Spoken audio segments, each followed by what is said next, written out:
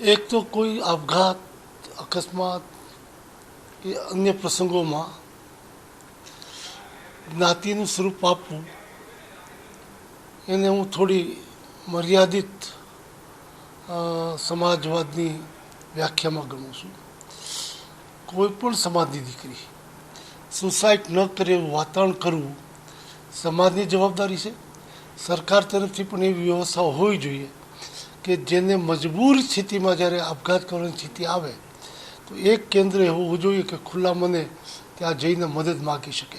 અને સમાજમાં તમામ સમાજ કહું છું એટલે જ્ઞાતિ જાતિ કોમથી પર ઉઠીને કોઈ પણ દીકરી છે એ સમાજની દીકરી છે, રાષ્ટ્રની દીકરી છે, રાજ્યની દીકરી છે, એને જ્ઞાતિઓ સાથે જોડીને અને મદદ કરવાની કદાચ શરૂઆતમાં જે જરૂરિયાત હોત એવી કરી હોત તો આ પગલું આવ્યું ન હોત.